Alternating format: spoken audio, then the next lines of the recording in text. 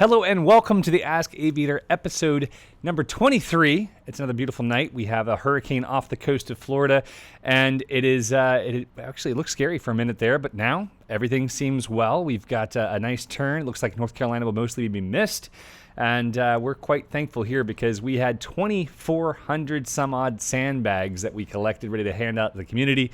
We collected a half a pallet of water, fuel, generators, tons of people ready to help, and now it looks like nothing will have to be done. So, as always, I want to welcome those who are watching live. It's a quiet night. We had a week off, which was terrible. I apologize. I got home from Utah very late on Tuesday night and was not able to record. So, for all of you guys who are watching, thank you very much for being here. Sean Carroll, Brian Cobb, Tony Marzano, Josh Perry, MJ Stang, James Long, Bob Litherect, Mark Honeycutt, Daniel Byers, Greshman, Tony Marzano, I think I already said that one, Magnus, James Long. They're just starting to repeat themselves. So, guys, great to have all of you here. It's always a pleasure. This week shows me very special. We have a really special guest.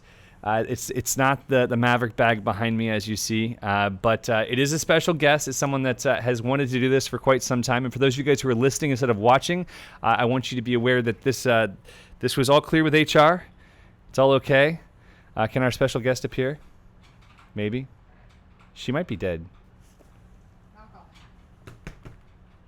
Come out of there. You alive?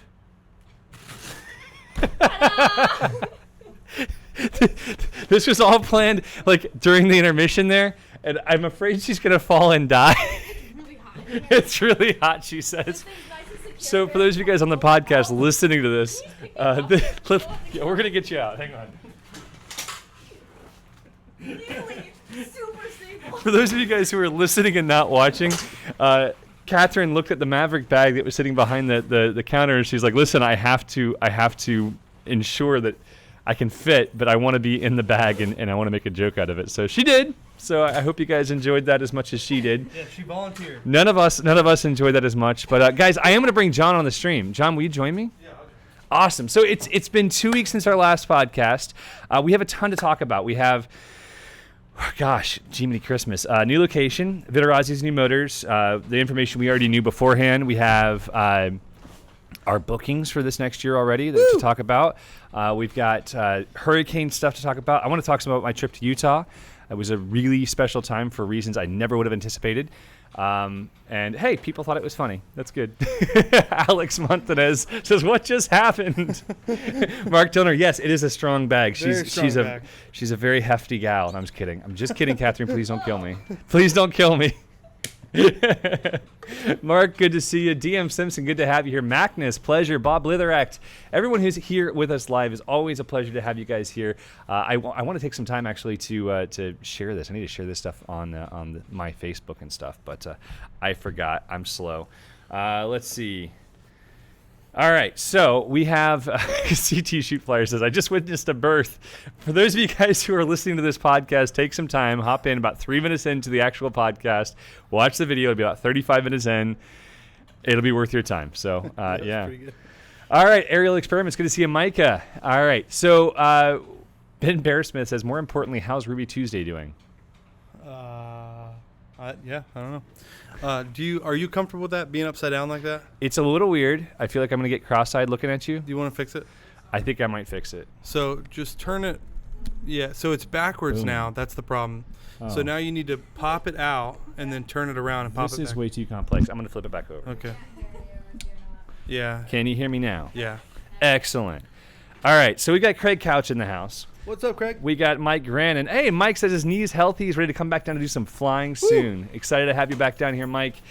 Bring your Tesla and, yeah, or the motorcycle. It doesn't really matter, but you're going to buy that Volution back there because I know you like that sexy, sexy Volution. All right, Sandor, good to see you, sir. Always a pleasure. All right. So let's answer some questions. We have a ton of people who've asked questions early on. I want to kind of get some feedback from you on how things are going so people can understand what's happening with the new location. I want to give a big shout out to my favorite Australian who delivered some delicious scotch for me. This is like 4 months old, but I'm enjoying it. You're welcome to share if you'd like. Who's that from? Who do you think? Your favorite Australian? It's got to be Hugh Jackman. That's true. It is Hugh Jackman, actually. Wow, thank you, Hugh. Thank you, Hugh. Greshman says, what is the relationship like between airports and powered paraglider pilots? What are the steps in arranging an airport as an LZ? In general, would you recommend an airport as an LZ? That's a big question. Should we address the elephant in the room? No. Can we go on? No. I think we can talk about it. So this past week, we had a gentleman who made a video that stated that Aviator had done a terrible job and had broken all the rules at Lake Wales Airport, and that we were skateboarding down runways and cutting off business jets and all this stuff. And he never checked in with us. He never discussed it with us. He never kind of shared, never asked for confirmation. But apparently his airport manager, was one of the airports that we were looking at expanding into, right, had contacted our airport manager. And our airport manager said all this stuff that we were supposedly doing wrong. And one thing that's really important, I think, for me to share is that we have been fighting for 5 years to be at this airport first, because we knew it was our right. At the time, the existing skydivers had a land lease on the entire accessible part of the airport. The entire accessible part of the airport was theirs. They'd driven fuel prices up to over double what the average was in the area, so other airplanes didn't fly in. They managed all the hangars, they managed all the space, they managed all the campground, they managed everything. Wow. And they were in direct violation of sole use issues with the grants that the city had been given for the airport. So we fought to get access in the first place. And then they decided they were going to get rid of them as the FBO and as the operators of the airport. So they were going to open it up to have random bidders come in and say, hey, we'll run the airport, we'll provide fuel, we'll do all this stuff. So Travis and I put together a bid package for that. So listen, we'll help run the airport. We want to inspire general aviation, want to inspire people to come and fly to Lake Wales because we love Lake Wales. And that was months and months of work. And then they decided they're going to take it in-house instead. So the city took on that role. They brought their own airport manager in. They brought their own fuel truck, like not fuel truck, now they have fuel trucks as of this past week. But they basically, they decided to bring it in-house, which is awesome. That's what most successful municipal airports do. That's the typical case? Okay. Yeah, that's the typical trend, right? Yep. And so we were fine with that. The first airport manager they brought in was a really nice guy. His name was Alex. He was very by the book. He wasn't a pilot, which made it a little more challenging. I think that any airport manager out there should be a pilot because it helps them understand what to expect at an airport. Right. And then he left to go to the next city over to a bigger airport. Yep. And they brought a new guy in. And this guy had never managed anything before. And we immediately started having issues. So the issues swelled because they decided that towing was non-aeronautical. So towing people into the sky he thought was non-aeronautical use of the airport. So we had to fight. So we had to file an FAA Section 13 complaint. Then we had to sue the city over a public records request, which we won both. Yep. At extensive cost to ourselves initially, both time, money, effort, energy, all that. So we fought and won. And then now we've got this airport manager who's going around to other airport managers and saying a whole bunch of stuff that wasn't accurate. Right. And we're like, hey, okay. So we contacted the city attorney and said, listen, like I'm really appalled to see this video, which of course it was a paramotor guy who had a bad experience with his airport manager and was told he couldn't fly his paramotor out of the airport anymore, and he was having struggles. So I felt bad for him. Yeah. But I want to share a little bit about what happened since then, because it's really important. For the information was inaccurate. We've always worked really hard to not just keep ourselves here at this airport, because it's not our mission just to stay like flying at Lake Wales Airport. That doesn't matter. What matters is that anytime that our liberties that are written into grants that the FAA and the FDOT gives, anytime that those are removed, it doesn't just affect us. It gives case precedence for the whole world, right? And we've sort of taken it upon ourselves to make sure we're healthy ambassadors for the sport. Right. So why would we do any of those things? Well, but more than that, like even if we had done those things and we got shut down at this airport, it could hurt any school, any paramotor pilot anywhere, because now they have case law that says, hey, listen, like we figured out that the paramotors are bad. Yep. And here's the proof, Lake Wales Airport, blah, blah, blah. So we worked super hard to fight the good fight, for lack of a better sense. Yeah. So last Tuesday, the video came out on Monday. On Tuesday, we sent the email to the city. On Thursday, the airport manager here in Lake Wales was asked to resign. Apparently, that's what we've heard. That's not through official channels, but he is no longer working for the city. Yep. So we're really grateful for that. I don't know what the backroom dealings were or anything else, but he no longer works for the city of Lake Wales, which is a huge blessing for us because it was like every day was this contention, and he Right. wouldn't even come out and talk to us. There He was some just- sort of imaginary pain caused to him that we don't even know about. Right. Right. And We so, had no part in it, as far as we know. yeah, so we wanted to shine some light on that because people were asking in the chat. So to the beginning part of your question is you're probably asking the question because of this video that came out and the drama that ensued. But to add to it, that's the backstory. Yep. That's what happened out of this video. The gentleman no longer works here. We wish him the best. And what's really important to us is that we're constantly pushing not just ourselves and our team, like all of our alliance partners, all of our students that come through, but also just trying to encourage the entire industry. Like, Right. be gracious. Flying out of an airport is a fantastic thing to do. Yep. I love flying out of an airport, but there are additional values. Having an aircraft radio is important. All of our instructors, every instructor in the field has an aircraft radio on their belt, listening for traffic, making sure that we're keeping people safe. There's a lot that goes into it. So, yeah, I think flying out of an airport's awesome. The important thing is that you be gracious. And if you have issues with your airport, don't hesitate to contact us. We're working on our foundation's website, which our foundation is a nonprofit organization that's dedicated toward helping people get their first taste of flight and also helping to continue flight. So if you have an issue with your airport, you're having an issue with your local municipality or your county or whatever, our team of lawyers wants to help because they've done it for us, and we want to see that continue throughout the country. Yeah. I basically talked nonstop for like 3 minutes. No, you got to help me, bro. No, that's it. I think people really need to understand because mostly everyone knows that the number one rule of paramotor is to not be a douche. Can we say that? I think that might be on the edge of what we should be able to say. Don't be mean. Don't be a dork bag. Don't be a dork. And this is not just our rule. This should be everywhere because it's affecting everyone. Right. Like if that had been true and we really were breaking rule number one of paramotor, Right. then this airport manager would not have been fired. We would have been asked to leave, right? Exactly. But everyone knows. Everyone who knows us knows that we have. First of all, we have a reputation to uphold. We're trying to be good ambassadors for the sport because it's the only thing that protects us as a business is the reputation of the sport, and we would never do those sort of just insane things. He wasn't accusing us of them. That's the crazy part. He never said to us, "Hey, you guys are doing all these bad things." He just said it to some other airport manager. Yeah, that was the frustrating part. Like I hate confrontation as a person, but I hate not being confronted when I am doing something wrong even worse. Right. So and that's the thing. If he had a real complaint, he would have brought it to us. Yeah. But he didn't. There was nothing. There was just nothing real going on. One of the things I think is really awesome is that the title of this video or the screen cap was like DBAD, which it's a crass statement. It's don't be a dork. Don't be a dork. But I came up with that like 6 years ago or 5 years ago, and I'm so grateful to see. And I'm sure it wasn't original to me, but it's something that I brought to my students. Said, hey, listen, like I had this story about this guy on the west coast of Florida who ruined flying for everyone on the west coast because he was a dirtbag. And it's like, so I use that story in my classes, and then it grew into its own thing. Now there's a ton of people saying it.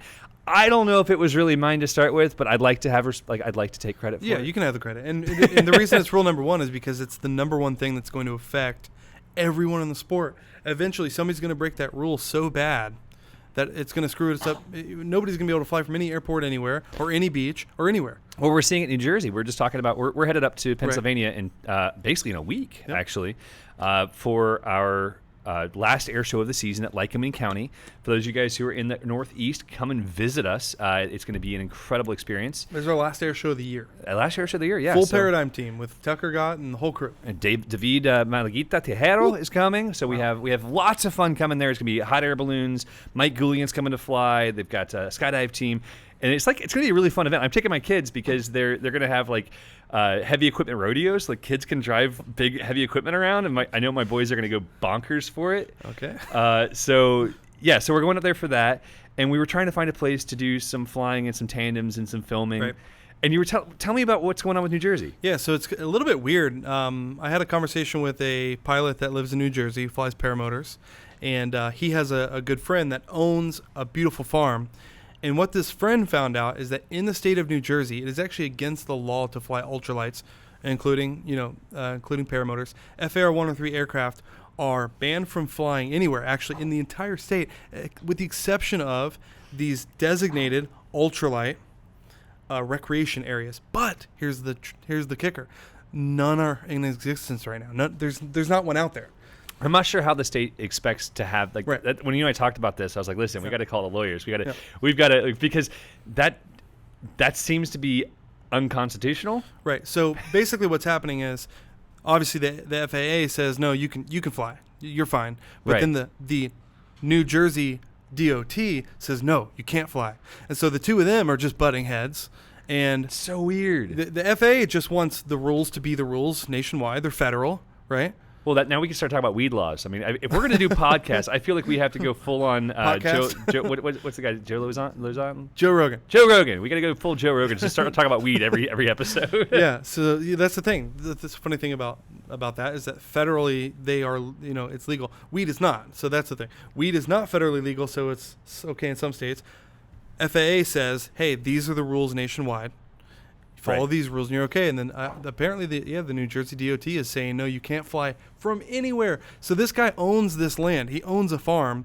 His dream was to buy this farm, retire, and fly paramotors as his retirement. But he can't legally do it in the state of New Jersey. So It's think so about that. weird. Yeah, so if you're in New Jersey, give that some thought. Write a letter to, first of all, I don't even know if it's the DOT, but you can go to these meetings, even these local municipality meetings where there's DOT representation, and let them know that you plan on flying, and they can just, I don't even know what they, like, how would that work? They call the police get involved, and if the police happen to know the law, then you can be in trouble. I can't even imagine. It doesn't make sense to me. I think that's something we're going to have to research more, because if this is a thing, like, again, this goes back to what our heart is with Aviator, which is, especially with the foundation, which is making sure that everyone gets the opportunity to fly. Right. If we're going to start seeing municipalities, counties, states putting in place really aggrandizing, like, terrible laws that don't have any basis in constitutional law. It's an entire state. That's so bizarre. It's not just a city. That is the bizarre part. It's the state Department of Transportation. How sad will Tucker be? It's actually, so the conversation I had was with Tucker. It was Tucker concerning one of his good friends who owns a farm, and so we're actually caught in this thing where now I feel like we have to get involved because it's sort of part of our job.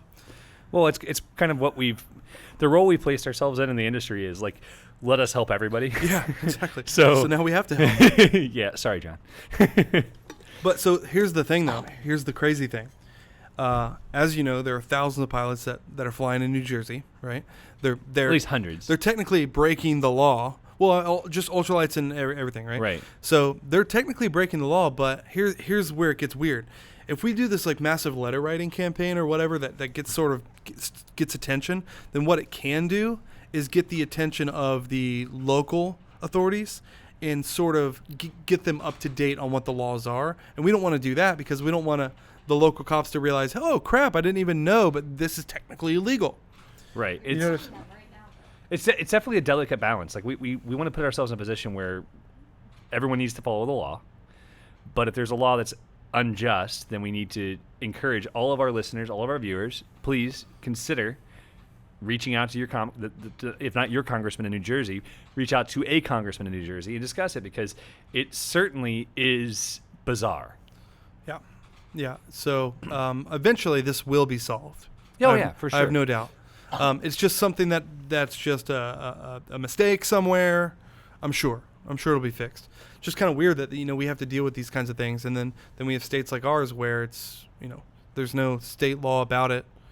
Yeah, And then you have states like Idaho, where, like, because I just was out in Utah doing bush flying, and my buddy Jonas is in Idaho, and he's like, yeah, legally we're allowed to land on the road as long as we don't cause a hazard. We can land on any road we want in an airplane. Yeah. I'm like, that's so cool. Yeah, I might be moving to Idaho, guys. Just that was fair funny. warning. That was funny when I was looking into doing like an aviator summer home type thing. Idaho was just one of the things I checked out, and every single airport that I reached out to was like, come on out, yeah, teach your paramotor class here. It was not even a question. It was just like, yes, you can do it. That's so awesome. Yeah, they were super open to it, so that was cool.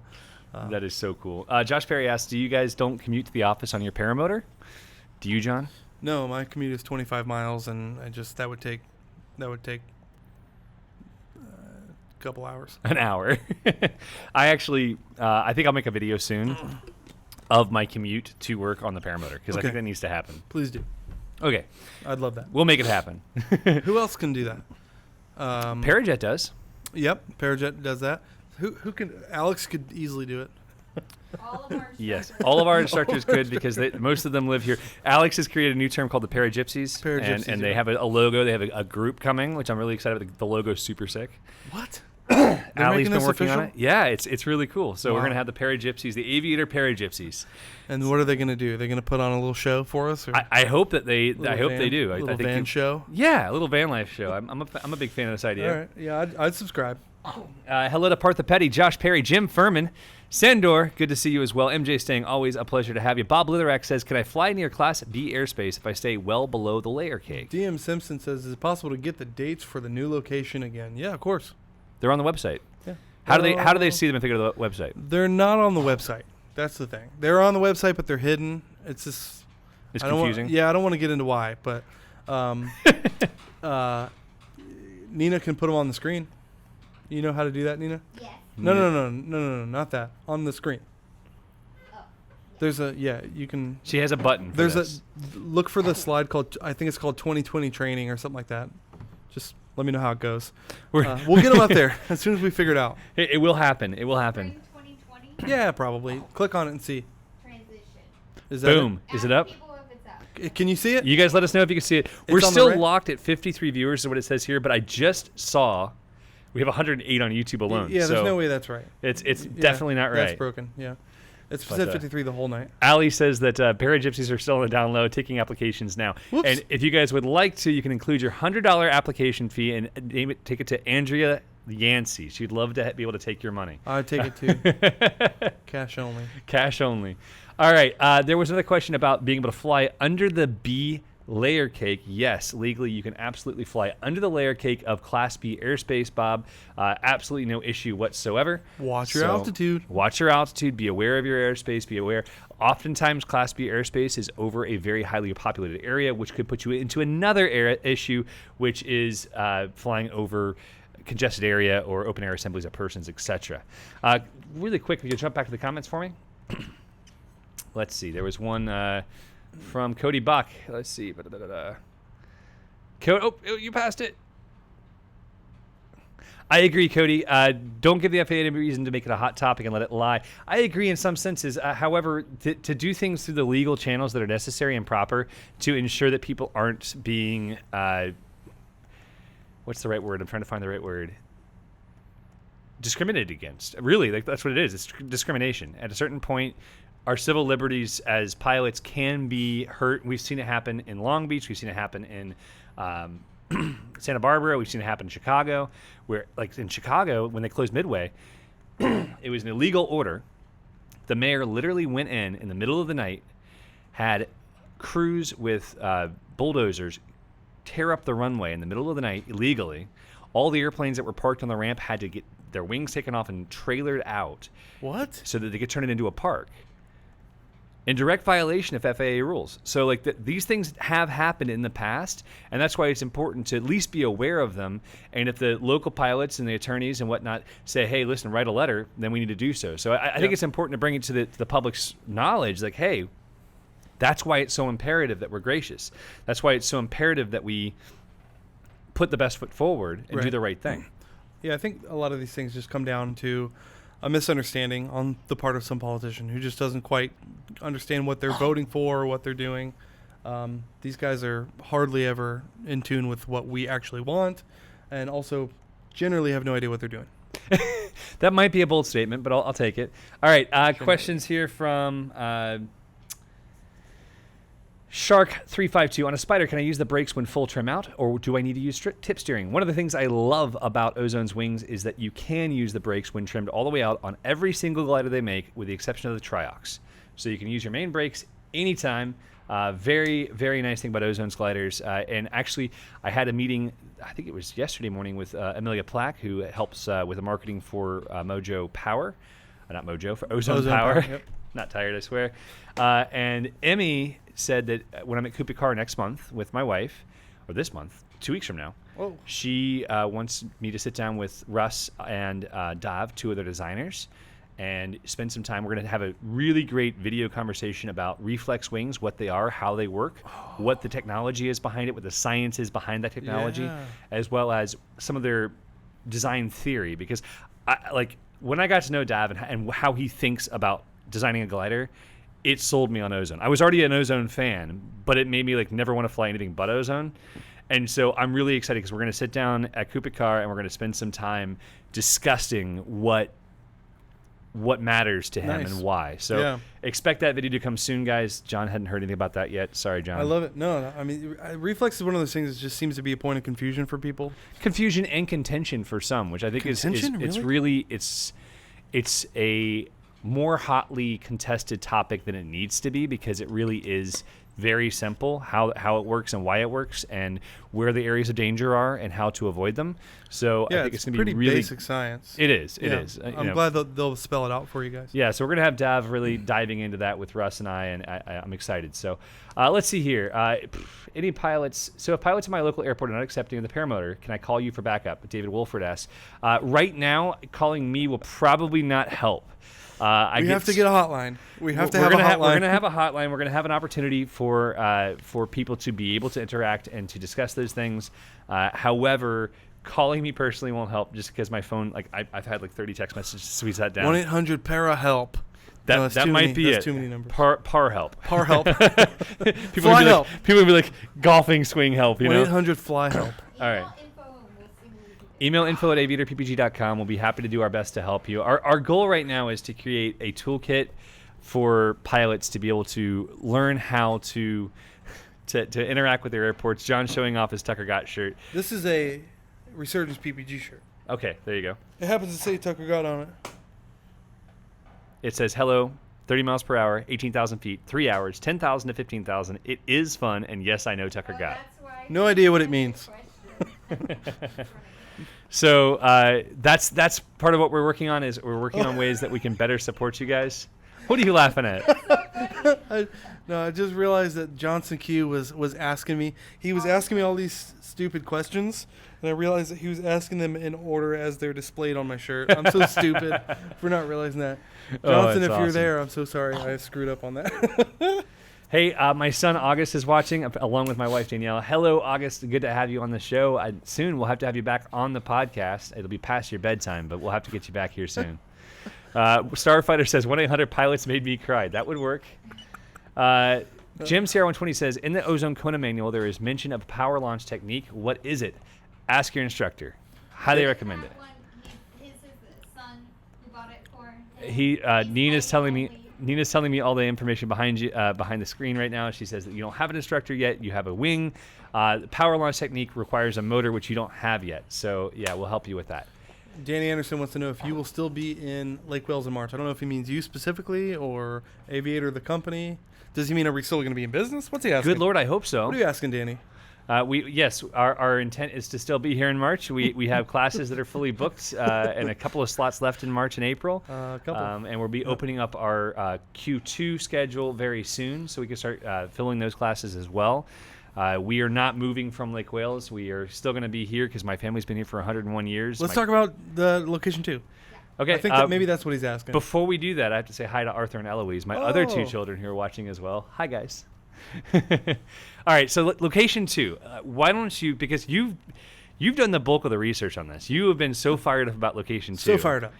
It's in Dunnellon, Florida. What? Where? Dunnellon. It's near Ocala. Dunnellon, Florida, you say? It's an hour and a half from Tampa, hour and a half from Orlando. That's from both airports. Wow. Talk to me or to the audience about what is special about Dunnellon, why people should be excited about going there. Oh, yeah. Aside from the fact that it's 1 degree cooler than it is here right now. Whew. So Dunnellon's really cool. I mean, first and foremost, because of the field. It's at an airport, but it's at a much smaller, less busy airport than we operate out of here. And also the shape is really cool. There's this huge cleared out square. Any idea what the acreage is on that? I would estimate probably 150 to 200. It's got a huge, perfect square to fly in. There's a runway that runs like this, and then there's one that crosses that's closed. So we're basically going to be able to have this huge section. huge. It's going to be huge. I'm so excited. So first and foremost, the flying area itself is going to be amazing. There is dry camping on site where you would step out of your RV into the classroom. Yes. In about 5 steps. No need for a one wheel. But let's see what else. Okay, so Rainbow Springs. For the city of Dunnellon, I don't want to knock Lake Wales, but the city of Dunnellon seems to have a lot more to offer in terms of restaurants and hotels. There's a lot more options. Lake Wales is my town, man. Don't be I know. hating. Well, look, Lake Wales is just more quaint. It is quaint. It's quaint. Very Yes. quaint. So Dunnellon's really exciting for that reason. A lot more amenities. Also, Rainbow Springs.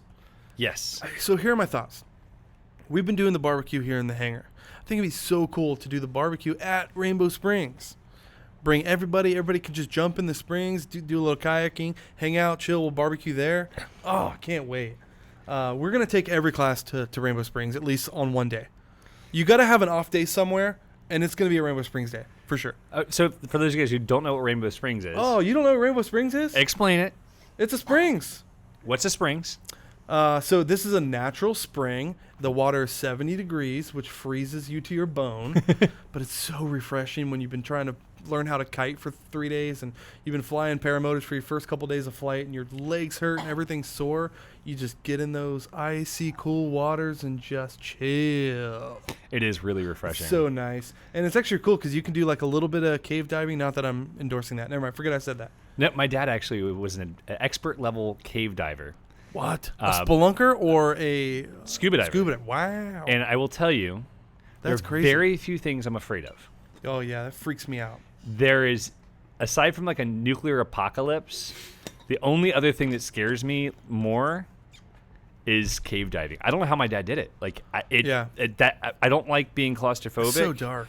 It's it must dark. have been like Kate in this bag. I know, right? Like you can Just- go down and not see anything and have like run out of air. Like, there's so many things that go wrong. Like Yeah. it freaks me out. There's- I'm not about that life. So my dad had a guy. My dad was an instructor and had a student, and it was actually, I can't remember if it was Rainbow Springs. No, it was Rainbow Springs. No, it wasn't Rainbow Springs. Sorry, it was at a springs nearby. He was going down, and there's a dead tree going across the main entry, and his line got nicked. His airline got nicked going in, and it wasn't bad enough for him to notice, but he ran out of air really fast, and he's way down there, and he ran out of air. And so he had to hurry. By the time he realized, he had to hurry up and come up, and he blacked out on his way up. He was totally fine. He didn't drown or anything. But just like, can you imagine, like, you got this much more water to get to the top, and you start to black out? Oh, that's a fear right there. I'm not about that life. That's a fear for me right there. I love the idea of scuba diving. I've scuba dove one time in a local lake with no goggles, so I couldn't see anything. The visibility is like 4 feet anyway. Right. Could you breathe? But I could breathe, and it was really okay. cool. It was actually a really cool experience Yeah. to be able to breathe underwater, and I would like to get my certification. What were you looking for? It was just like we had a party at the tiki bar at my buddy's dock, Oh, and, okay, and he was like, "Hey, I have scuba equipment. Who wants to have a beer and go scuba diving?" I was like, "Pick me." I didn't actually have the beer, but I was like, okay, I wanted to try sure. it. So yeah, it was exciting. Steven Slavani says, "I'm coming up next week to pick up a wing to start getting used to kiting before my class in February. Nice. I'm on the edge of large versus extra large. Any problem going larger? If you're within the weight range, depends on where you live. You say you're coming up, so I'm assuming you're in Florida. I'm 183 pounds. I fly the XL. I love the XL. It's my fave. That was like the most. It's my fave. It's the most Valley Girl thing I've said all night. It's my fave. It's my fave. I love having that big wing because it allows me so much more room for slow flight, so much more room for thermaling. However, I'm very light on the wing, and as a beginner, you want to be in the middle to the upper weight range of the wing. Bob Litherx says the Loves on 27 open yet? Yes, actually it is. It opened on the 29th, I think. This one right here? No, what's he talking On about? 27. Yeah, Oh, new oh, Loves. no, It's I got a didn't know. Subway. It's exciting. I did not know that. I hate So, Subway. should I change my class from Lake Wales to Dunnellon? No, you should not Yes. change your Oh, class. no. You shouldn't change your class location because we already have the instructors lined up for each location for the right number of people. Brian asked if there are showers available. There are showers available in the FBO in Dunnellon, yes. Really excited about that. That's going to be really cool. We're going to do. We're going to have a great time. I think it's quickly going to become the favorite location of many of the employees.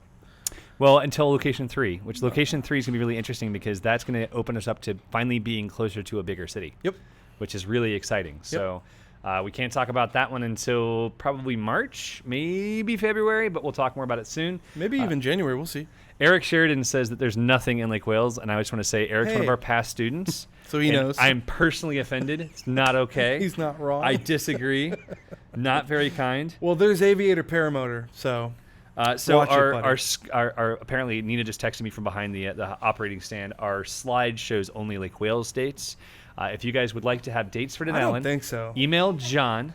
It's John, John, at aviatorppg.com. He will connect you with all of the dates. Yeah, I'll hook you up. So, yeah, you're going to Are be you good sure, to go. Nina? I don't think so. No, you're wrong. So, my Early 2020 schedule, but I just looked at January 4th, 8th, 15th. we're getting more feedback from behind the screen. 9th. Those are all the new school. So, 100%. We'll see what's going on, guys. If you want dates, email us. We'll make sure we get you the correct dates. MJ Stang says someone made a 25-liter tank for the Maverick, but it's over 5 gallons. Correct, yes. The maximum size is 17 liters. 18 liters, I think, is maximum for the 5-gallon limit, which is why Parajet's tank, their new large tank, is within that range. What is 25 liters? Like 70 pounds? It's like 300 million pounds, I think. Who's going to take off with that? You have to upgrade your wing. And then when you land and you run out of fuel, you're now on the wrong wing. I'm doing the cross check really quick. It's 6.604 U.S. gallons. Okay, how many pounds is that? A lot. Is that 40, 50 pounds? How many pounds is that? I thought it was like... 6.6 pounds per gallon. Oh, okay. So 40... Actually, it's 8 pounds per gallon. That's milk. I don't know. It's I think water. I think that's milk. It's water. Alex measured or It's weighed it for me. it doesn't matter. He weighed it. All right. Oh So my gosh. where's 6 the to 7 nearest liters Starbucks per- to Lake Wales? It's not that far. Yeah, there's a Starbucks in Lakeland. Shark says, does 6 to 7 liters per hour sound excessive for a 260-pound guy on a Moster with a Spider 28, or is that expected for a heavier pilot? I would, at your weight, I would highly recommend you go to a 30-meter. You should be looking at 5.5 liters per hour at most. I fly a 16-meter free ride, and I average 5.5 liters per hour. So that is my encouragement for sure. Let's see. We have more questions. Brian Kopp says, my first time flying, should I buy new or used? That's a hard one. First of all, get your training done first. Yes. Brian, if you're still there, please get trained somewhere. You can come here. That'd be great. But don't buy gear first. I just talked to a gentleman today who already owns a motor and a wing. He's had exactly 0 training, and he bought it from his instructor. That's kind of what we are here to fight against, because that was when I started Aviator. It was this industry standard was that you bought your equipment, and my first few students did because I didn't have school equipment. You bought your equipment, so they already made a profit on your sale. You paid for your training, and then hopefully you liked your instructor, and hopefully you liked the sport, and hopefully you didn't waste $10,000 to $15,000. And I think that's a really broken system, which is why we do it differently. Yep. So get training. Like for us here, we sell our used equipment after every class. Yep. So the longest we ever want to keep a motor or a wing is 3 classes. At most, maybe 4. So we offer a discount for all of our students to be able to buy, and we include some special stuff sometimes with it, depending on the age of the motor. So people get a really good deal, and they understand how the wing and the motor have been cared for, how it's been, loved on. Because we have an incredibly intense maintenance schedule here for our equipment. Yep. And that's one of the things I worry about when people buy used equipment. It's like, okay, so you bought a used. We actually last class we had a student bought a used motor. Yep. Don't know if he bought a used wing or not, but he bought a used motor. And he was so excited. He got home. He was going to fly for his first flight after training.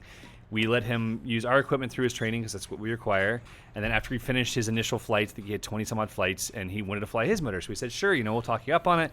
No problems. Went home, went to the beach. He's all excited. He's going to go fly.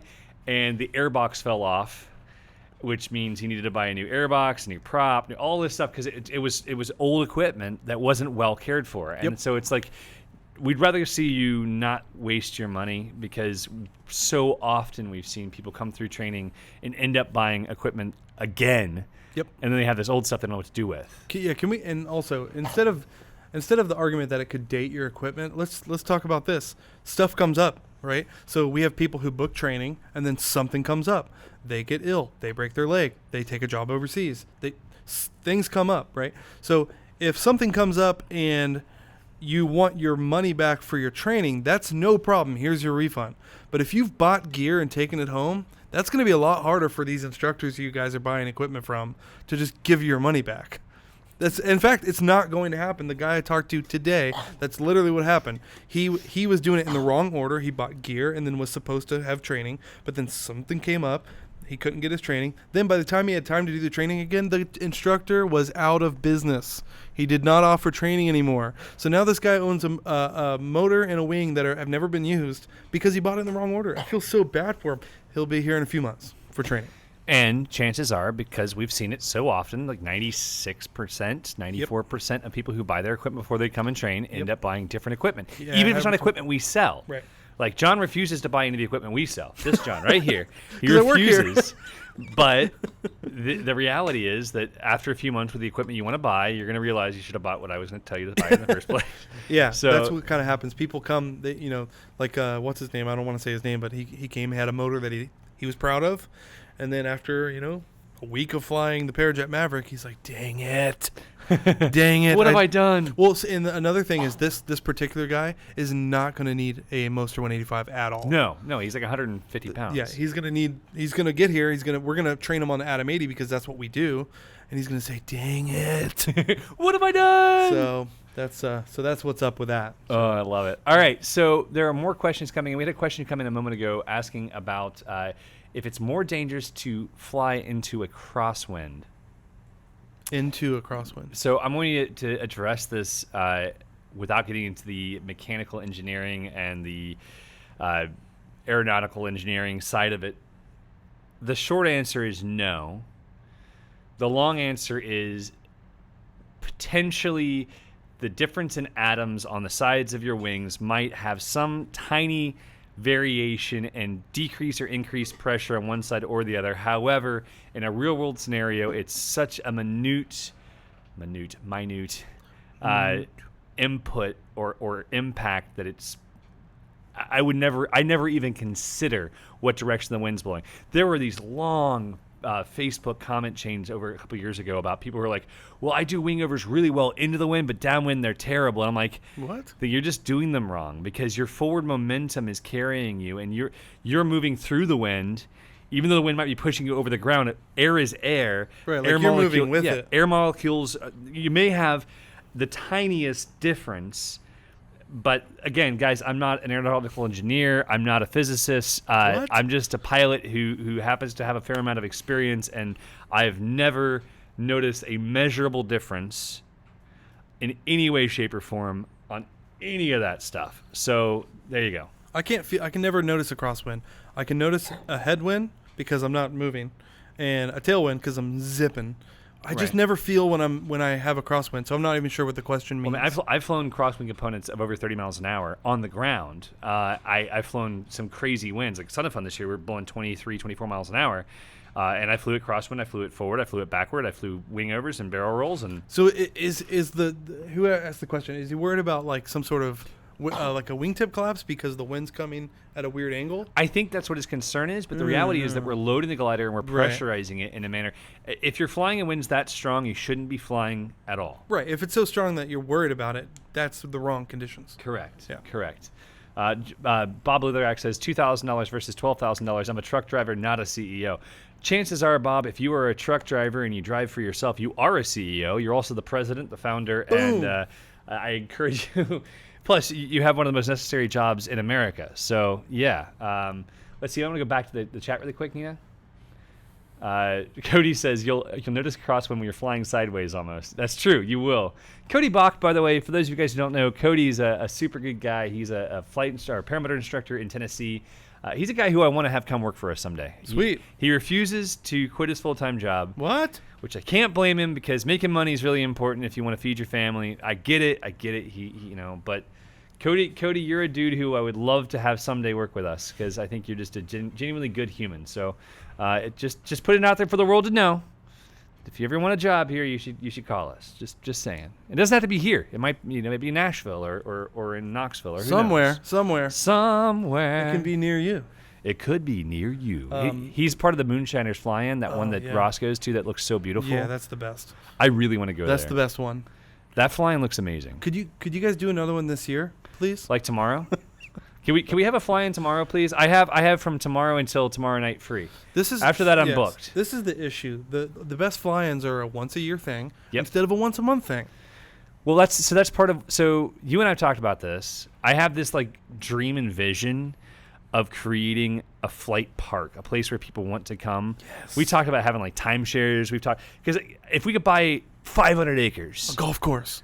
We want like bigger than a golf course. We could buy 500 acres, and we have like an RV park and tiny houses and condos, and everyone comes together to this beautiful place to fly, and like everyone barbecues together every night. And like those are like some of my ridiculous dreams that can't really happen right now because we don't have time. But I would love it. Like it would be so neat to have the community come together and have a hub, a place where they feel at home. Permanent pylons.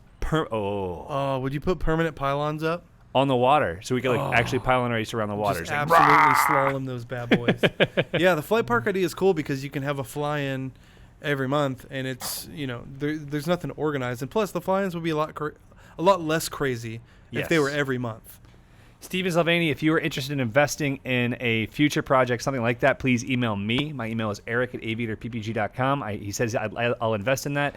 Let me know what your budget constraints are and what kind of return you're looking for. This is actually something I'm genuinely looking at doing. Yeah, we're going to do it, but it's just a matter of timing. So I've looked at over 200 pieces of property in the last 3 months. I found a perfect piece of property to do it. You ought to get your real estate license. I probably should at so this much point. Property. Yeah, but the reality is that we don't have the capital to do it ourselves, and quite frankly, tying our company to it, the liability and everything else that goes into it. It needs to be a conglomerate. It needs to be a group of people who love flight and want to see something very special. Yep. So Matt Allen says, make a carrier for the Parajet Maverick. My friend, it's on the website, shop.aviatorppg.com. Ultimate Carrier. It's on there for the Maverick right now. Let's see. Randy Aldridge says, can we get his information, the instructor in Tennessee? I would ask Cody. Cody, post up your information, my friend. Cody's not gonna work. Don't remember his website, but Cody's on Facebook and this guy's on YouTube. Okay, so Cody, tell me what your information is, and I'll be happy to share it. Cody's a good guy. I can't speak for Cody's training because he's never trained with us. I've never trained with him, but I would be more than happy to share more. Jim CR120 says, would you share an anecdote of a challenge you've overcome? Dude, so this is actually something I'm working on. So I've spent almost equal time working on my book as I've spent at work in the last month and a half. Yep. So it's something that's really near and dear to my heart. My book's whole concept is about how to live a really fulfilled life in spite of pain, in spite of challenges, in spite of fear, how to overcome things to be the best version of yourself, because it's something I've struggled with a lot, with my pain and with my personal fears. So I'll share an anecdote, but I want to hear yours. Do you have an anecdote off the top of your head, something you've overcome? What's something you've overcome aside from marrying the most beautiful woman in the world, aside from my wife? What is something you've had to work through that has helped you become a better person? Nothing. You're such a liar. I mean, I've actually I've overcome morbid obesity multiple times. multiple times. I'm actually that's something I'm really proud of for you. You went from 318 pounds to 275, 250. Yeah, 68 pounds in 6 months. But that's a big deal. But 250 is still a fat guy. But I literally just said 250 is how you train an aviator. That's the rules. They're not going to train even an employee that's overweight. So I said, all right, 250 it is. Took me 6 months, learned how to fly, got fat again. Boom. You're working at it again. Well, maybe. I've seen what your wife's eating. I haven't seen what you're eating, but I've seen now what I have a she's snowboarding trip in January, so I got to do it again. So that's what I've been working on overcoming. I have a lot of discipline in my career, in my work life. I've always had incredible discipline, but I truly feel that a person cannot be insanely disciplined in all aspects of their life. You got to have something you can just let go. Mine just happens to be I eat like an idiot. That's amazing. I just love chicken and waffles, man. Oh, Oh my gosh. Oh man, we went to Roscoe's in L.A. You went to Roscoe's when you were there? Twice. No. We went twice. Did you see Mama? I don't think Mama was there. No, I think Mama passed. Just kidding. She passed. Just kidding. Oh, I don't know. die, Mama. I don't know. So I used to live in LA also. We all used to live in LA. And here I lived in Beverly Hills, and then I lived in Laguna Beach, San Clemente. I used to go to Roscoe's so good. and in downtown LA. There's 5 of them now. There are? Yeah. So I went to the original one, and Mama used to serve me. It's Mama, this sweet old black lady, and she'd come to the table, and she'd be like, "My name is Mama. How many chicken and waffles you want?" And I was always just like, "Your name is what?" She goes, "My name is Mama, sweetheart." And I said, "Okay, cool." Yeah. And I like literally fell in love with this sweet old black lady, and she was my mama, as she was millions of other people's mamas. Right. And she was a proud black strong woman. Yep. And I thought that she was the coolest person and one of the best servers ever. They have a way of having the worst service ever, but the friendliest. Oh yeah, no, you're gonna wait an hour and a half for your waffles sometimes, but you know what? You're gonna like it. Yeah, because you're they're gonna drink so so nice. much tea. Oh, the tea in the I got a thing called a Sunrise, which is Ooh. fruit punch and lemonade. Because it's really good for your diet. Yeah. Yes. It's my chicken and waffles diet. So it goes right with it. But yeah. Oh man, So there, that's what I've overcome. How about yourself? You got? Well, Jim just gave us a pivot. He says, "I do appreciate the personal answer, but I'm interested in overcoming the challenges of running a paramotor business." Paramotor business. So sorry. I I got into my fat stories. No, I will answer his question, and maybe I'll come up with a personal one too. I was enjoying yours so much I didn't think about myself. I've been working on something. You and I both read a book recently called The $1 Trillion Coach. God, love that book. Phenomenal book. And Bill, what's his last name? Compton. No. Bill Compton. What's his last name, Nina? Bill. Can't remember. Camden. Crap. Yeah, it's Bill not- Camden. No. It's Bill wrong. something. Anyway, so Bill was the coach to Steve Jobs, to all the Google CEO, CFO, COO. He was the man who helped to define who became successful. I mean, it's called the $1 Trillion Coach because he's literally built businesses worth trillions of dollars. And he passed away a few years ago. Right, that's just Google and Apple, but then he's also coached the CEOs from about 50 different businesses that you know the names of. Right, and then he was the CEO of Intuit. Yep. And he's a football coach. Yep. Right. So this is a guy who's got a really interesting story. Great on Audible. Highly recommended. If you have an Audible credit, go get the $1 Trillion Coach. There's some really good life lessons, and one of those is being an intentional listener. And that's what I was doing with you. Instead of thinking about what I was going to say next, Nice. I was being an intentional. And it's something that for ADD guys who like jump around a lot, it's hard. It's hard. Especially on a live stream when you're trying to think about Bill Campbell. Bill Campbell. Yeah, $1 Trillion Coach. Get the book. If you're in business or you're interested in business, get the book and then roll that into How Google Works by Eric Schmidt. And I haven't listened to that one yet. Is it good? I just started. It's really good. So this book, $1 Trillion Coach, and Nina's going to put a link. We love this book so much. We're going to pitch it on our live stream. We're going to pitch it we without using an affiliate link. Yeah, we don't get any kickback for this, but this guy, the book is actually written by Eric Schmidt, who is the CEO of Google currently, or was Alphabet. until last year, yeah. Of Alphabet, recently. Actually, I think he's still the CEO. He's not the chairman anymore. I don't Alphabet. remember. Yeah. So really good stuff, really empowering. Really, it's intentional thinking. It's thinking in the ways that you need to be able to project your best self and enable other people to feel their best selves. And it's a life-changing book. And right now I'm listening to one which every 5 minutes I'm like, I got to send this to John. Why haven't you I sent got to it? send it to Nina. You It's just called get Bringing Out distracted? the Best in People. Oh, great. It's called How to Apply the Astonishing Power of Positive Reinforcement, which sounds like the dorkiest book ever, right? It does. It sounds It what I'm does. into. However, it's all scientific method for management techniques. So it's understanding the scientific method behind how each management technique works, how to apply it to personal relationships, business relationships. I'm only like an hour and a half into it. I'm like, my brain hurts a little bit, but I think you'll like it. Oh man, I love it. It's also way longer than the other ones. I'm super into that. One of the ways that I struggle is with positive reinforcement. I've always sort of used negative reinforcement to accomplish my task with my team. And I know that it's wrong, but it's just what I keep It's falling. efficient. It's what right. seems like the most efficient because it's the way we were raised. I We're keep we're falling back raised, into exactly. You're going to get spanked if you don't do blank, right? Right. It's our natural, Exactly. especially being from the South. It's our natural tendencies. So It's like, oh, you didn't do what I said. Well, you didn't wash the dishes. That's you have to sit on the timeout chair in the corner there. negative reinforcement. But anyway, what have you overcome in running a paramotor business? So Anything? in running a paramotor business, there's so many things to overcome. The first one is to showcase to people that what you're doing is safe, that you're doing, that you care about them, that you are honest and genuine, that your heart is with the clients. Getting your first clients is extremely challenging. It's been very interesting. Travis is when he left the company, he and Kyle decided to do kind of a very specific training system. They wanted to teach people how to fly as well, but they wanted to do it while traveling. They wanted to do adventures. They wanted to basically to turn what they used to do for a living into something that was fun that also paid them. Right. And they've discovered it's Great really idea. challenging. Oh, it's phenomenal. And Travis and Kyle are great people, and we still work together. We still hang out. We had a drink last week, and I've been very impressed by what they have done. But what they've realized is that it's really hard to get those first clients. Even when you have a great name in the business, it's really challenging. And so getting the first clients was extremely hard. I had students that I would call for 9-10 months, once a week, once every 2 weeks, be like, hey, you still interested? You still want to come? I can't imagine.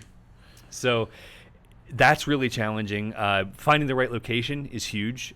Just to get our second location was 3 months of every day, hours a day, researching, contacting, trying to find people who worked at that airport that can go knock on the airport manager's door and be like, hey, this company wants to bring this huge economic impact to your town. Are you interested? And getting them to call you back was so challenging. Yeah, are there any airport managers in the chat right now?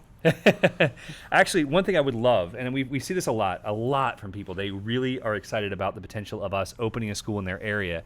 And we talked about it in the last live stream 2 weeks ago, but we have a form on the website now. I made it myself. What? And it works. It works. It works. Which I'm very surprised by. Are people using it? We have received some entries. Nice. If you go to the website, aviatorppg.com, click on About. Nina will put a link in the chat if you're watching live. And you go to the About drop down. There is a location suggestion form.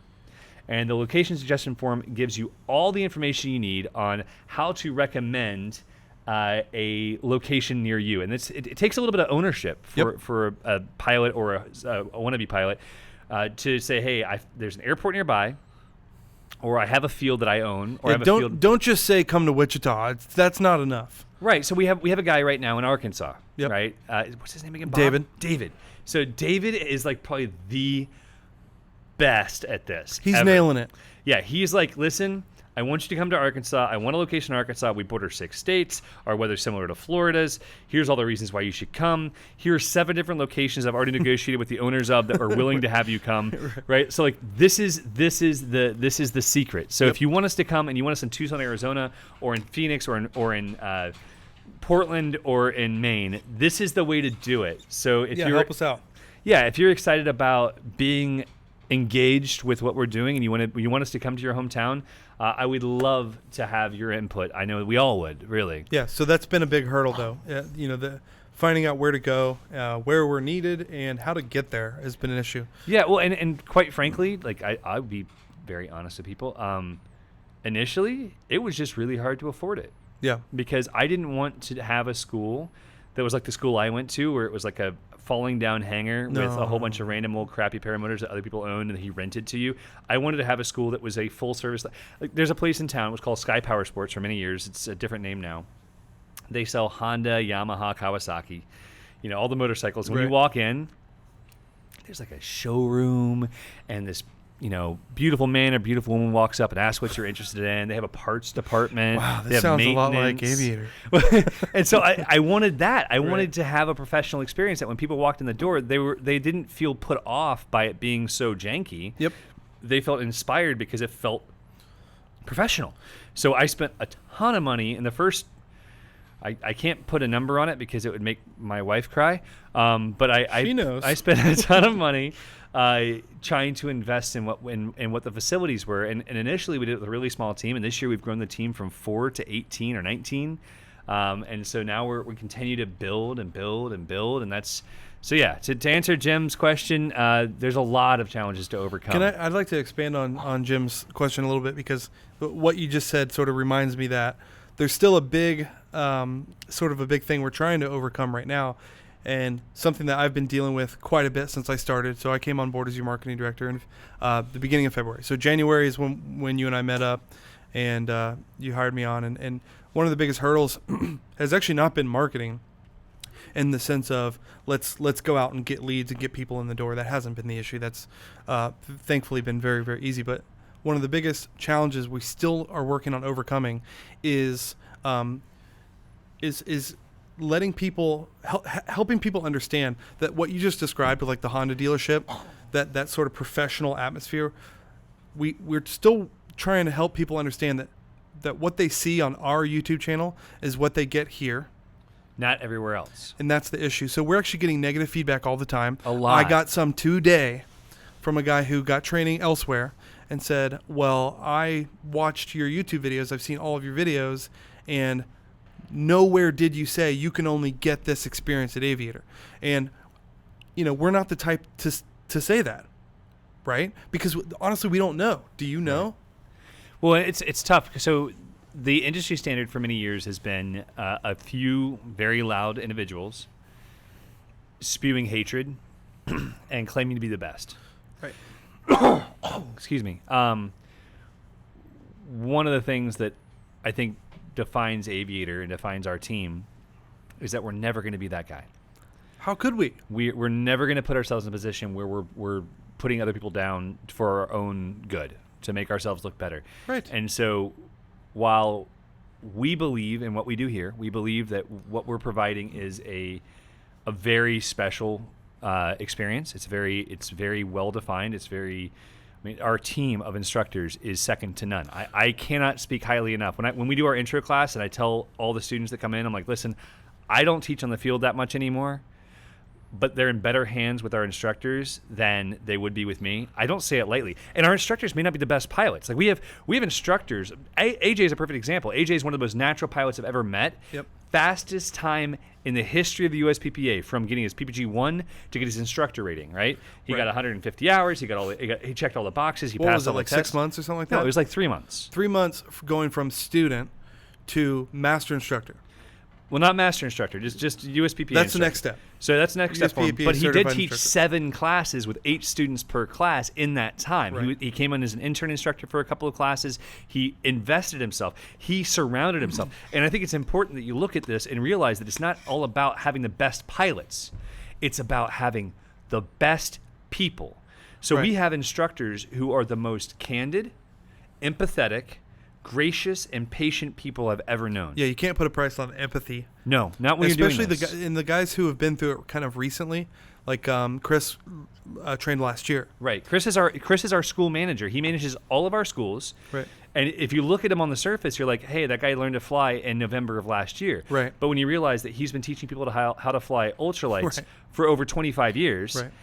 he's a launch director for SpaceX, Right. working directly below Elon Musk. Talented. This is fairly a guy talented. who has much more experience than necessary. Is he an acro pilot? No. Does he nail every launch and landing? Pretty much. Yep. Is he able to break things down for our students and help them believe in themselves and understand what they're doing and understand the value of what they're doing? Absolutely. Yeah, we're not training acro. No, we And have if we have were, advanced courses, yeah. but we're not. Our goal is to help people taste flight for the first time. That's our number one goal, Yep. and I am so impressed by how our team has grown. Like, we ask our students at the beginning of every class, like, what's your superpower? Yep. And this last class, I gave my real superpower, which is that my superpower is the ability to attract the best people into my life. You've done it. Yeah. Ta-da! You've done it. Ta-da! Look, I'm here. Yeah. No, you have but it's not you're not just attracting them, you have an eye for picking it out too. Well, I think that my goal is to find people who share similar values. Yeah, They I mean, they for understand the vision and they for share every similar person that works values. here, you've said no to 10 or 15 people. That's true. So it's not just that you've attracted them, you also have an eye for which ones are going to work out and be Right. part of the culture. But Well, it's interesting. I'll say this too. Yep. Like, there are some people who are going to be part of the culture, but they don't fit in the culture in person, which has been very interesting because as a business owner, I'm starting to learn, like, we're becoming a bigger business. We're a company that actually has to, like, hire and fire. And so we don't hire people and say, hey, you're hired. We hire people and say, hey, you have a month to prove you're the perfect fit in person. Right. And, like, we just recently had one who I thought was going to be an amazing in-person fit, and it didn't work for him. Like, you could tell that he wasn't happy. It wasn't perfect for the rest of our staff. but he's still going to be a part of the team. It's just not going to be in person. He's still going to be helping with a ton of stuff, and I'm super pleased to have him on board the team because he's an amazing guy with a great heart. But having him in office didn't work. He's not an 8 to 5 guy. Right. He's a super solid 3 p.m. to 3 a.m. dude who's going to be amazing for those hours. That's the thing that's not showing up in the videos when people see, us at work having a great time. What they're not seeing is that this is, for the people here, this is an office job. This is largely, in, like you said, an 8 to 5 office job. For most of us, we have to do that, or we can't keep the wheels on this thing. Right. The instructors are a different story, down at the school, but we have to keep this thing going, right? So we have to put in the hours and work as a team and do the same thing that many companies do in their office. Everything but HR. Steven said, it astounds me that people give you grief over them not doing research for themselves and picking the right school. I think they're doing research for themselves. They're doing research. Well, the problem is that they're we going to haven't the been closest mean thing enough. to them. Do you think that we haven't been mean enough? Well, that's the thing I've been struggling with. Like, I have to tell these people, I'm so sorry we didn't badmouth all the other schools in the country. Please forgive me. All right, we're taking a quick break because there's something going wrong behind the cameras. What's wrong, Nina? I'm not. Camera died. The camera died. Oh, We're switching cameras. Nope. I'm just. Go ahead. All right, I'm on this camera now. Hi, guys. I'm not sure if you can see John or not, but he's hiding. So we're going to get this stuff going. I'm going to answer a few more questions. Eric Sheridan says, how many volunteers do you guys have? We have one consistent volunteer. His name is Woody. You know him. Woody's amazing. We love him to death. We also have Ed. Ed is coming to work with us soon. He'll be on the live stream with us in a few months as he's going to be joining not just our core team here on the North Complex, but also joining some travels for next year. So really, really good stuff. Excited to have him. There's a lot of negativity in the chat right now, and I want to address some of it because it's important to me. Bob Litheract has just mentioned it, as well as Greshman, a few other things. Corey Robin, thank you very much for lifting the chat up a little bit. What is the airspeed of a sparrow? Is it a African sparrow or a European sparrow? And it's actually swallow, not sparrow, I'm pretty sure. Swallow. But Corey, great to see you, my friend. I got to go float down a river with my buddy Corey. But just really quick, we talked briefly about deaths in the sport last video and the one before, I believe. But I had a really unique opportunity to spend some time in Salt Lake City last week. I went out there to hang out with Corey and Jason Sneed and Mark Patey, and I ended up having a really incredible opportunity. I got to spend a lot of time with Grant Thompson's widow and their kids. I ended up spending 3 days with them off and on. And first off, without question, I loved Grant. Grant was a really good guy. He was one of our students. He trained in November. He made a long series of mistakes that led to his passing. I ended up spending time watching his crash video many times and going through it and trying to understand so we could better teach future pilots here. And what I want to share more than anything else is that I was super honored by his wife Janae's desire to share their experience and to learn from what happened to Grant. And just what an incredible person she is. Like, she and her kids are some of the most passionate, powerful people I've ever met in my entire life. I spent 3 days with them, and I'm going back as soon as I can. I'm hoping to go back in November. And they're going to come here in January, and just incredible. They're part of our family. And you guys have heard us talk about the Aviator family in the past. I never met Janae until last week. I never met their kids. 4 incredible young men. Excuse me, I'm going to get emotional. Excuse me.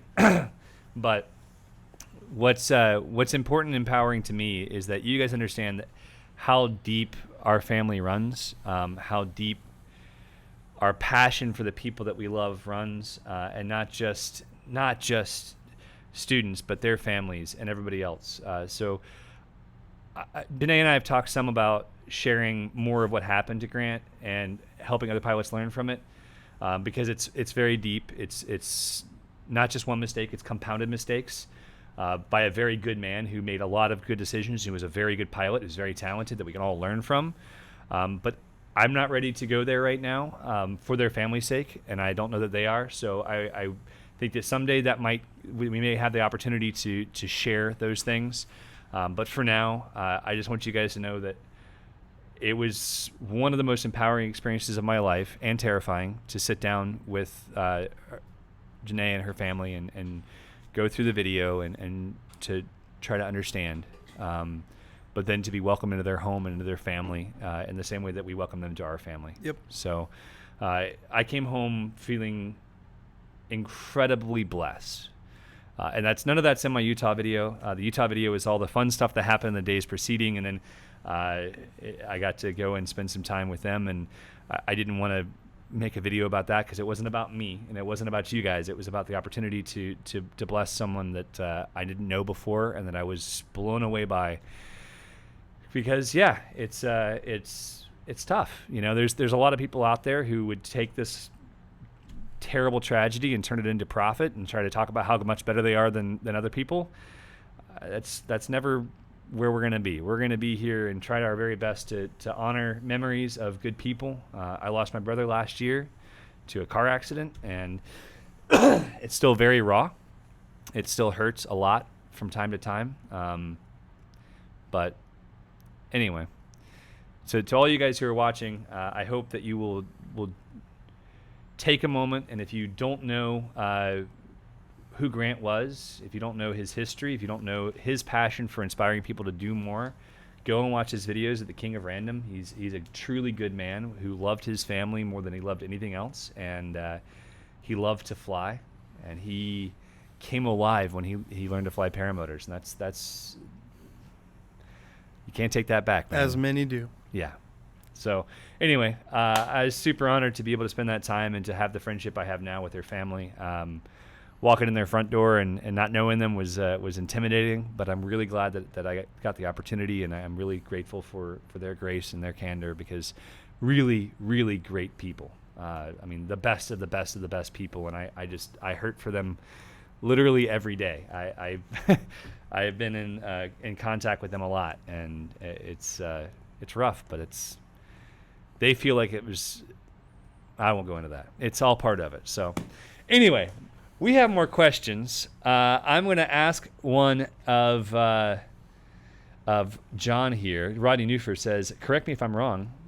Anyway, sorry, I don't mean to cut that off too soon. I just don't want to say too much until I have more of an opportunity to decide what's the right thing to say in honor of his memory, instead of just spouting out of my head, because that's not fair to his family. It's not fair to our family, and they're part of our family now. So. Yep. All right, Rodney Newford says, correct me if I'm wrong, but under Part 103, do you have to say under 5 gallons of fuel? Yep. I was hoping for a longer answer. I've been talking for too long. What else you got? All right. I used to do tandem paragliding on another country for business. I just moved to Florida in the U.S. and been watching PPG videos and would love to get back in the sport. How different is paragliding from paragliding? Very.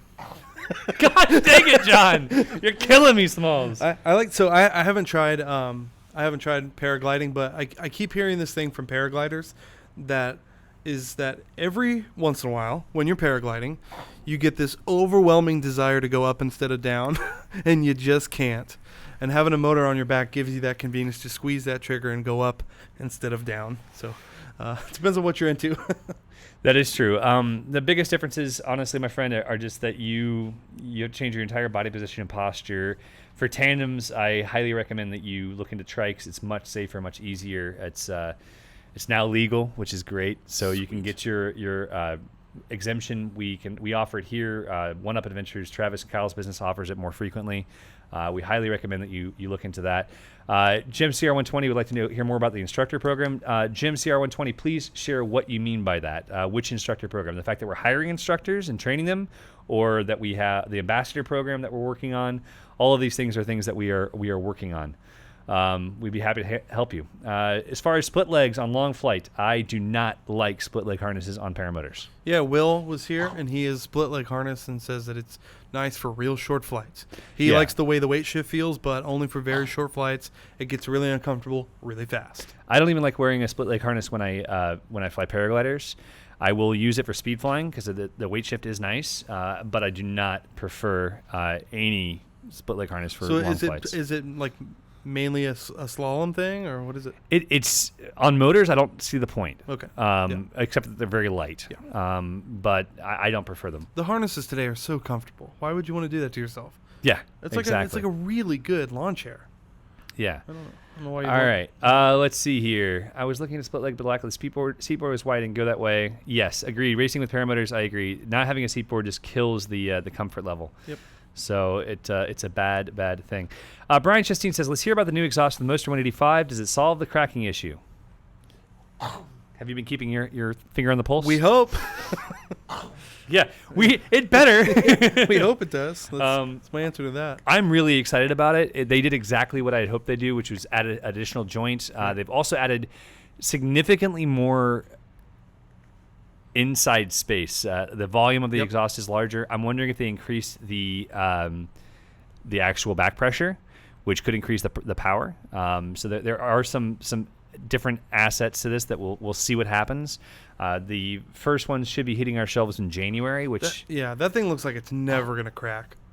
Never. well, it's because it's all welds on the titanium one. I just like it all has all the what are you calling those, the elbows. the elbows. It has like a million elbows. It does That have a thing's lot of all elbows. I love that. Yeah, there definitely are a It's lot like of a suit elbows. of armor. It something. is. I don't And know. it was funny because the whole paramotor community is like, those welds are terrible, and rah, rah. I'll tell you this. I'm sure they're fine. It's Viterazzi. I have taken 2 or 3 years when I was in high school of aircraft welding courses at my local EAA chapter, and it was a very incredible learning experience. We started at oxyacetylene, went to stick welding, went to MIG welding, TIG welding. What's he talking about? Doing titanium is incredibly challenging, and if you're in the midst of doing it for a prototype, your welds may not look that pretty. I was surprised too that they didn't have like a really pretty one they made for the reveal, but Yeah. I know Viterazzi's engineering, and I can assure everyone that the final version won't look that way. They'll get there. They'll get there. What else we got? Less vape, says Derek Trout. No, I have a candida infection in my lungs, which means I have fungal pneumonia, Vape lung. and it is getting much better, got much You better. got vape lung? Vape lung. So Robert California, we actually have an ear, nose, and throat doctor in this class, and he's recommended a whole bunch of stuff to me. But I'm experiencing all the symptoms of candida die-off, which is why I feel like I have a fever right now. So I'm getting better. It's gonna get better. It's just part of it. What surgery? Everyone says get the surgery. Nina What says would it get be? all the surgeries. Lung replacement. What do you have? Lung replacement. Ballooning. He doesn't have a sinus issue. I don't know. That All sounds- right, man, we have a lot of questions coming in, guys. This is too many. Let's we kill are it an here. hour and 20 minutes into this so far. Let's see. Tune in next week Tune in next week. to get your questions answered. Hopefully, we'll be able to have the podcast next week. I'm not exactly sure if we'll be able to have it on Tuesday. We may do it on Thursday night, due to the fact Wednesday or Thursday, due to the fact that we'll be traveling for Lancaster. So That's true. I will be. yeah, it's Yes. next week. It's one of the things we're trying to work out. So Next Tuesday, I'll be flying to Pennsylvania. our goal for next summer is to be able to do a whole bunch of traveling. So we're going to build a full travel podcast kit. And one of the things that we're working on with that is the budget for it, because it's like 5 air packs. They all Yeah. go into one router. Yeah. So you have enough, Like bandwidth. the broadcast news Yeah. card thing with Yeah. the 4 cell cards and Yeah, and it's like 10 grand. And I'm like, that's a lot we're of gonna money. buy that. How about we just get? How about we just start with one. What is it called? A air thing. One Airtime. air thing. Yeah, I What's don't it know. called? Verizon has one. I don't remember what it's called. Don't We'll ask get me one of those. questions. It's We'll too, start it's with one too of late. those. It's 7:30. It's way too late. It's the Ask Aviator live stream. I can't ask questions. No questions. Oh, I don't get to ask. No questions allowed. Ask Nina. No more niceness to you. She has no more niceness to give to people. And remember, the theme of this evening was: Are we mean enough? Is that what the theme was? That's what you I said. missed the Are we pre-show. mean enough? No, that was that's what you said. I have no recollection of this. You said, you said, are we not being mean enough? That's and, true. And we're not. That's But, true. and we're never going to be. That was about being mean about other instructors. That was 'cause Right. we really want to be grateful to everybody. That's the goal. All right. Let's see. I would Wi-Fi like puck. to hear what are a few different throttles that might fit a Sasquatch hand, says Mitch Briggs. So Mitch Briggs, we have a Sasquatch on staff. His name is Mike. Big Mike. is about 6 foot 17 inches tall, and he's about 200 pounds. And his hands are about the size of my face times 3, and he flies the Fly Products throttle, and it's been very, very good to him. So if you are looking for a throttle that's great for giant mitts, that's a good choice. I fly the Aviator throttle, which I'm 6'4". I have adequately sized hands. I wear an extra large glove, and I find the Aviator throttle to be very, very comfortable. So What if his question was specifically about people with really hairy hands? if you have very hairy hands, I recommend the Aviator throttle over all the rest because it's all carbon fiber. Totally agreed. Yeah, it's carbon fiber and aluminum, so you're not going to get hung up on anything there. See all this hand hair? Totally agreed. Oh my goodness, guys! Great interaction tonight. Gotta give huge props because at first I thought it was gonna be like one of those quiet streams that we had last week where it was really demure. This is not it. Yeah, and mostly everybody got along. Yeah, and there's been no haters. Mostly. How much air pressure liquid do you run in your paramotor? What? Next question. I have questions. What does it How mean? much air pressure liquid What do you does run that in- mean? What I have does it no mean? idea what Air- that means. Wait, could he mean fuel? I don't know. I'm so confused. Could you mean gas? What does he mean? I don't know. Get an expert on. Robert California says, since you got rid of your Coast Guard veteran, do you need another one? Yes, we do. We definitely need more Coast Guard veterans. That It's way, definitely weird without one. It's weird not having all the one. Marines can make fun of them. All of every other branch can make fun of them, which I think is hilarious because realistically, if I were to join the military right now, I'd join the Coast Guard because Travis was able to convince me very quickly that they have the best tours. Like, tour of duty. Guess what? You're going to Cuba. Oh, you have a tour of duty in Jamaica. Horrible. Oh, you have a tour of duty in New York City. Oh, it's the worst. Like, Derek says he's going to Lycoming. Derek, am I bringing you a wing? I can't remember. I thought you were buying a wing and I was delivering it for you. Can you remind me? I can't remember. Derek, looking forward to having anybody who wants to come to Lycoming and see us fly. We're going to have an amazing time, I think. We're praying for good weather. Lycoming's going to be a great show. We'll be in a town called Hughesville. Hughesville, Pennsylvania. Never been there? It's Never heard of it. S-ville. All right, what do we got? Oh, man. Please answer Nick Griffith's question. What is Nick Griffith's question? I don't know. Nick Griffith. Is there a question from Nick Griffith that we've saved? No, there's not. Yes. Oh, I answered Nick Griffith's question about Oh, split we leg already answered harnesses.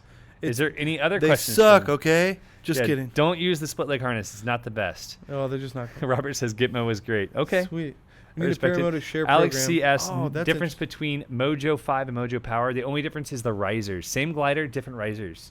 And you can put Mojo Power risers on a Mojo 5. Bob Lutherak, can your mechanic teach me how to rebuild or re-engine my Paramotor? Absolutely. We're working on more Tech Talk Thursday videos. Paramotor Tech Talks, it's coming soon. Brian Chasteen, is the airport at Dunnellon RV friendly? Yes! Yes, it is. Dry camping right outside our door. Right outside our door, 25 Dry bucks a camping night. means no poos. No poos, no peas, no water, no power. 25 bucks a night paid to the county. Yeah, you cannot flush your poo, but you can use the FBO for that. You can use the FBO for that. They do have showers, and we're trying to decide if we're going to have showers in our school or not, because we have 2 bathrooms in our new schoolhouse. So we may turn one of them into a shower room. We'll find out. Bob Lutherak, dates for Lycoming, is there truck parking? It's next weekend, and I don't know about parking, my friend. It's a fairly decent-sized town, so I believe there should be. Why can we not fly in the rain? You absolutely can fly in the rain. Depends on the glider you're flying. There are a few gliders that are not advised for flying in the rain.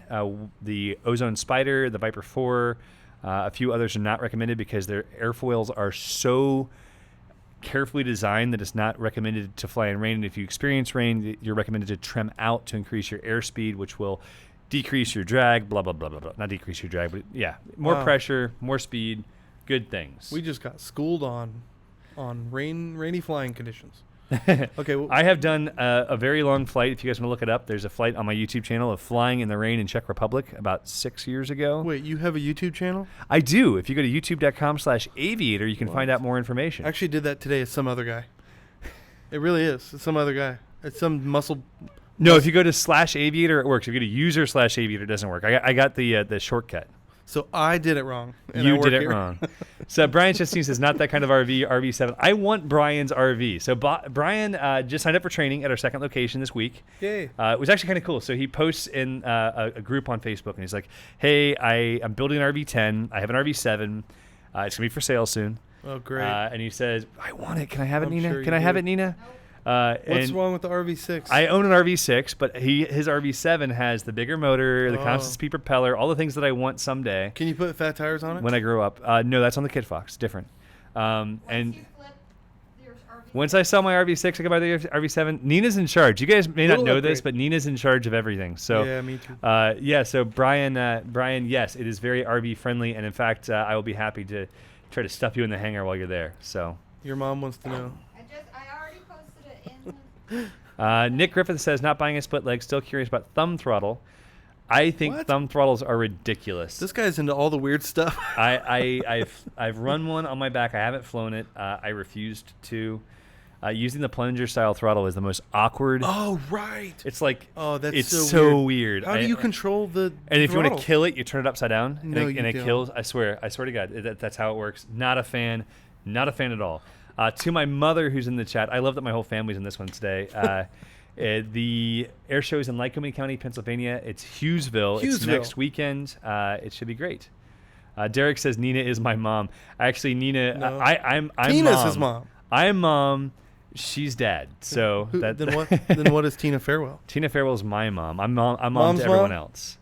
So. She's our grandma then? Actually, my call sign's mom because I take care of everybody. I'm not proud of it, but I guess I earned it. It's cute. So, Mom Meatloaf, says Robert. Eric Bankston says, 4-seater RV, you have kids, mission's going to change. I need a 5-seater RV. If they'll make a 5-seater, I'm in. In like Flynn. All right.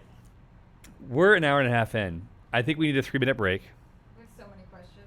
We can't go to break. Just let me take over the questions. All right, you take over questions. I'm going to sit here and close my mouth for about 3 minutes. You can take a break. Thanks. All right, hit me with a question, Nina. You're going to have to make it bigger than that, though.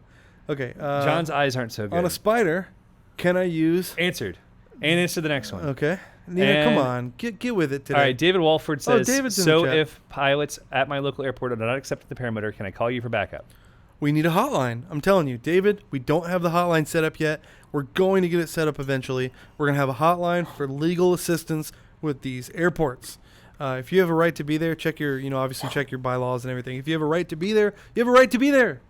But you have to be courteous about it. And, Don't be understand a that dork. that's one of the things. So we haven't set up the Aviator Foundation website yet. That's something you and I should talk about this week. We'll be accepting donations from our past students, from the public. And a lot of that funding is going to be going to both helping people learn to fly or get in the air for the first time. We want to donate to Resurgence.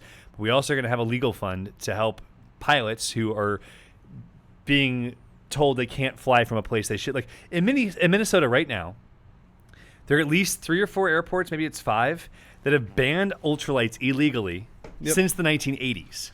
Whoa. And they've been getting probably FAA grants all along. Tons of federal funding. Right.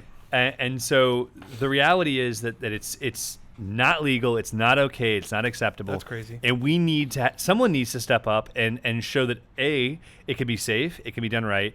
So for those of you guys who are interested in helping support this, we'd love to have your support. If you want to support us before the website's done, just let us know. All right. What do we got? Continue. Show me the questions. Nina, you got to make them bigger. They're big. Is your EFI something? Hold on. All right, give Go. Let me read the bottom one. Is your EFI package? Hang on, guys. I'm blind, and my own wife won't make the. I can't remember how to do it. You click on the A up. So highlight everything. Click on the A's. See up there? No. Highlight everything. Oh my gosh, I'm so sorry, guys. This is the least professional live stream we've ever done. And Highlight? now click on see the A's over there. Oh, I already did that. It's already bigger than. Make it bigger. Make it title. Make it title. Already bigger. Well, just make it bigger. I don't know. I did it before.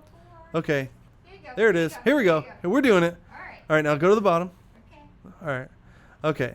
Is your EFI package on Using an Echotron's Echotron's controller, Oh, is does it run an op-in loop without an OT sensor, or does your EFI run in closed loop? No idea. No idea. Next question. Contact Alex Huff. Alex is the designer and engineer behind the EFI.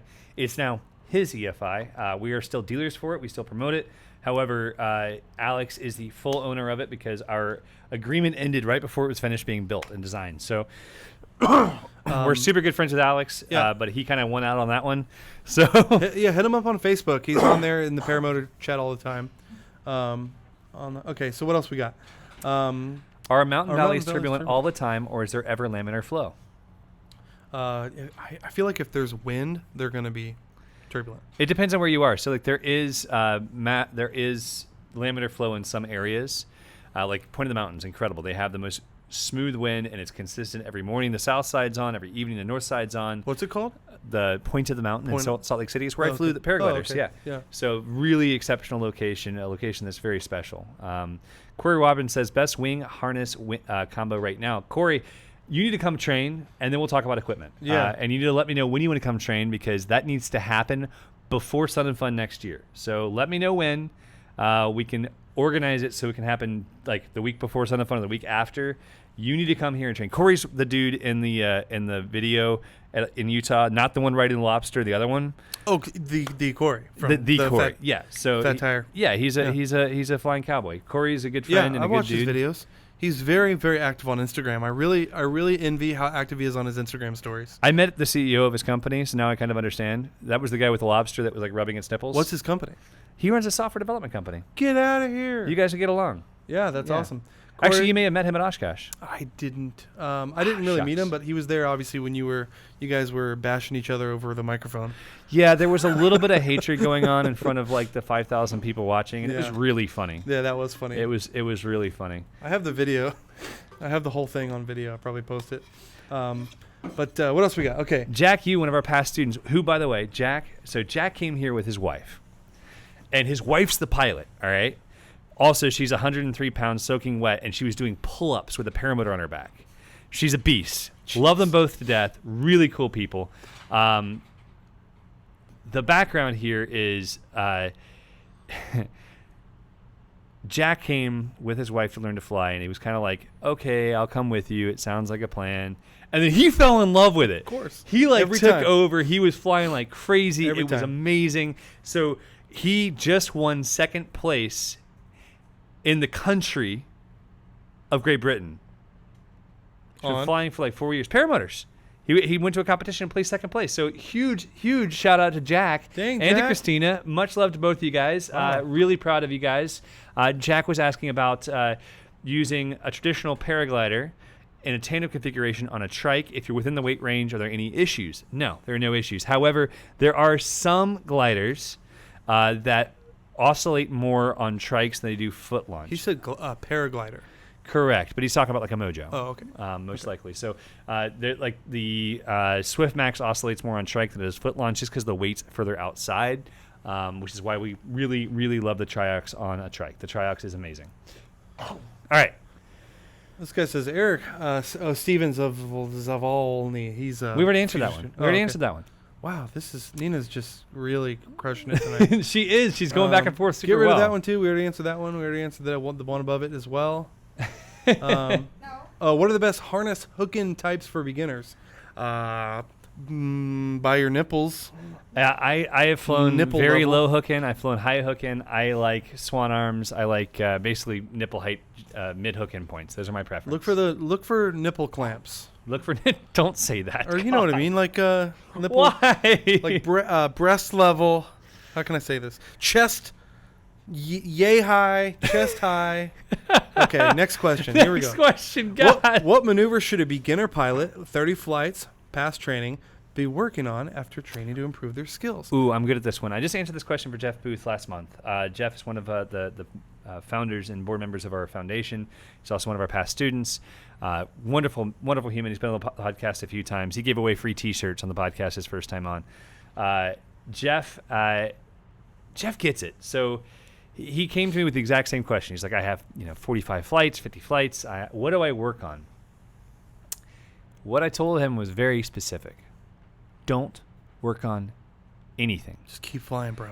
Keep flying. Focus on getting hours and time. The only thing you're allowed to work on, if you're my student in that position, is you're allowed to work on spot landings, and you're allowed to work on your body position on takeoff. Does that include touch and goes? Yeah, of course. Okay. But if you're trying to work on wing overs, you're trying to work Lord. on anything, don't try to work toward any certain goal. Work on getting 150 to 200 hours of experience before you think about doing anything else. Yep. Work on being the best pilot you can be for you and not anyone else. You're right. You have an incredible opportunity as a new pilot to be and sort of an inspiration to your friends and family, people who don't even know you, who are going to see you. You have an opportunity to inspire them to fly. And if you're doing crazy stuff, you're going to scare them away. Well, and the reality is more than that. If you're trying to accomplish an act, the chances are you're going to push beyond your safety level. It's Your very goal easy should be to do. fly. Yeah, for sure. So like, I have guys who are like, oh, I want to do wingovers. I said, well, how are your turns? Right. Because a wingover is just a turn. Big turn. You know, they say, I want to do an infinite tumble. Well, how are your stalls? You know, the reality is everything we do is progressive. And if you rush into it trying to accomplish a task versus trying to assemble experience, you're going to do it too quickly. You're going to make a mistake. And you're going to put yourself in a position where you have to rely on hope to get you out of it. There's no room for hope in aviation, period. Yep. So utilize that. Be aware of it. And try your very best to become the best pilot you can be naturally, not by pushing the boundaries. Right, like he's asking about what maneuvers he should be trying. At 30 flights after training, he's still in the phase of he's learning how to trust his gear still. He's still in the phase of learning to nail every launch and learning to nail every landing. Right, and spot landing. Spot landing is not a maneuver, but it is something you need to be able to do. It's it's about really understanding the way you glide. And did you see Vela's most recent video? I have seen the thumbnail for it. I've not watched it yet. Yeah. So anyway, ask you guys, for your take next week. Lots of great stuff here. Really appreciate all of you for asking so many wonderful questions. That said, we're hour and 40 minutes in. I think we're going to call the podcast a little bit short tonight just because I don't want to go 2 full hours after a week away. So let's plan for another podcast next week, one way or another, even if I just do it on my phone. We'll just phone it in. Yeah. Kate and Nina will do the podcast next week. They're both going to be in Maverick carriers, just like Kate was earlier on. If you missed the beginning of the live show, make sure you check back in and watch the Kate unveiling in the travel bag. She does fit, and it's strong enough to carry her. It's important stuff. Right, and if you're just listening to this on the audio podcast, you need to check out the live stream on YouTube. You do, and realistically, here's something we could do. We would love for each and every one of you, whether you do it in the comments below, or you on YouTube or Facebook or wherever. Email. Let us know what time of day you would most prefer to have us do this podcast. Oh, they're all going to say 9 p.m. So we're Eastern time. We do 6 p.m. because it means that John and Nina don't have to stay super late. They have a 40-minute drive home. I do it so that I get home and actually get time to spend with my family. I understand that doing it for West Coast time zone might be better, but leave a comment. Let us know what you want. We might be convincible. It is possible. So let us know what time works best for you guys. Stay in contact. Prepare your questions for next week. John, thank you for being on, man. Oh, it's an honor. I've been wanting to do this for so long. It's funny because John today was like, I really want to have a different guest. People are tired of me. And I was like, John, you don't understand. We have great chemistry. We get along well. If you guys are tired of me, don't put it in the chat. I don't want to hear it. He can't handle it, guys. He can't handle it. Can't handle the criticism. Derek wants to know if I fit in the travel bag. I think there are parts of you that would fit in the travel bag. Stay tuned. Next week, we'll find out. Guys, thank you all so much for watching the show. Thanks for being a part of our life.